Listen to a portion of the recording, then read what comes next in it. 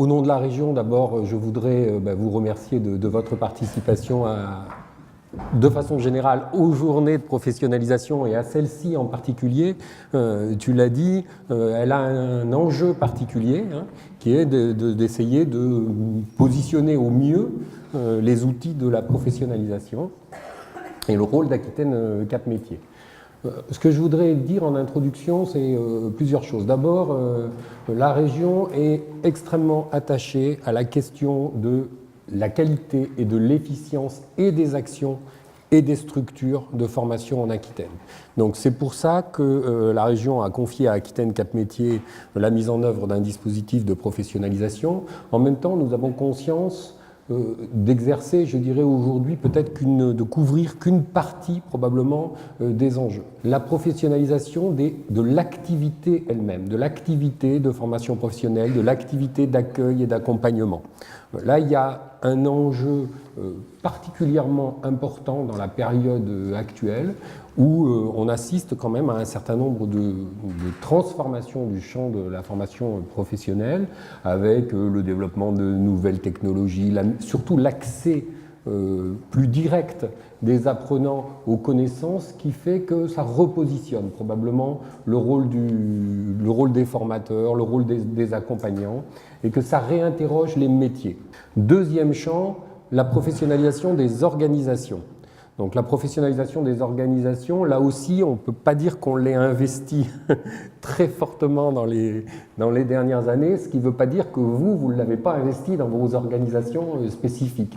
Le nombre de structures qui sont entrées dans des démarches qualité, quelle qu'en soit la nature, par exemple, a beaucoup augmenté.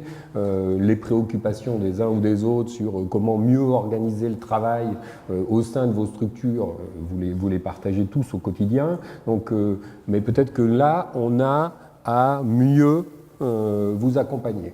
Troisième niveau, la professionnalisation des acteurs, donc des personnels, des équipes. Ça, c'est peut-être ce qui a été le plus travaillé avec Aquitaine Cap Métiers, au travers évidemment du programme de professionnalisation, au travers aussi des journées de professionnalisation.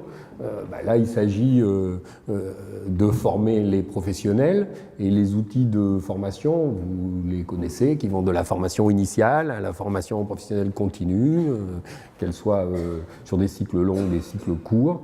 Je crois que là aussi, il y a à s'interroger sur où sont les besoins, comment Aquitaine Cap Métiers peut venir aider à les couvrir, qu'est-ce qui doit se faire au sein des branches professionnelles elles-mêmes, donc avec les acteurs et leurs OPCA, qu'est-ce qui relève du rôle de l'intervention des pouvoirs publics. Il y a un quatrième niveau de professionnalisation qu'on évoque moins et qui nous a pas mal préoccupés à la région, qui est un niveau un peu indirect. Au fond, c'est la façon dont les pouvoirs publics agissent, c'est-à-dire la façon dont ils réglementent, la façon dont ils font de la commande publique, la façon, etc. C'est-à-dire que le niveau d'exigence qui est défini par les pouvoirs publics peut contribuer à la professionnalisation. Et je pense qu'on aura à réfléchir sur les conditions qui font que les exigences de la commande publique peuvent être des outils d'accompagnement à la professionnalisation. Qu'est-ce qui fait finalement qu'un bon achat peut contribuer à professionnaliser les équipes? Sur le métier qui est revenu quand même en premier élément, métier qu'on va mettre au pluriel, il y a plusieurs métiers dans cette histoire-là, de ces acteurs.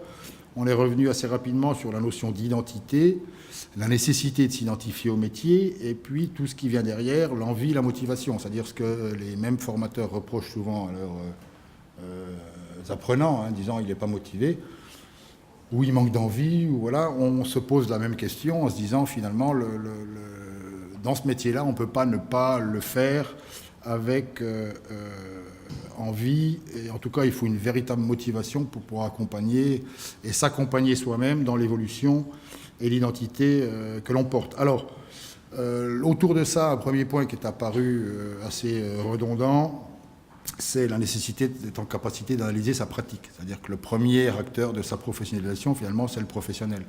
Il se professionnalise en agissant. Toujours est-il que ça ne reste possible que s'il est équipé, si cette notion même d'analyse de sa pratique est un minimum outillé. Et le constat qu'on faisait un petit peu entre nous, que ce n'était pas forcément la compétence première d'un formateur ou d'un acteur aujourd'hui de la formation ou de tout professionnel, hein, de savoir se regarder pédaler ou d'analyser sa pratique. Donc ça, c'est un premier point qui est apparu, avec comme corollaire la notion technique, comme elle évoquait, c'est-à-dire savoir le faire, mais aussi avoir le temps pour le faire, et puis le temps pour le faire aussi collectivement. Analyser sa pratique, c'est aussi du temps d'échange collectif. Premier point, alors métier, cœur de métier. Le constat qu'on fait tous, c'est qu'il y a véritablement une nécessité d'accompagner aujourd'hui sur cette transition dans laquelle on est, alors qui n'est pas d'aujourd'hui, mais qui date, mais qui s'affirme, qui est celle, en fait, au niveau des formateurs notamment, mais aussi, je pense, d'autres acteurs, c'est qu'on n'est plus dans la transmission, on n'est plus dans l'injonction concernant le savoir, on est plutôt dans un acte qu'on appelle d'accompagnement. Alors, ça recouvre beaucoup de pratiques, l'accompagnement, mais l'intérêt probablement dans les enjeux d'accompagner cette transition. La professionnalisation n'a jamais autant de sens que quand la boutique dans laquelle on travaille a une politique de formation. On s'inscrit dans une politique elle-même de formation suffisamment claire pour que les personnels se l'approprient ou en tout cas puissent se situer eux-mêmes par rapport au projet, on va dire, de l'entreprise, du centre de formation ou de l'organisation professionnelle, quelle qu'elle soit.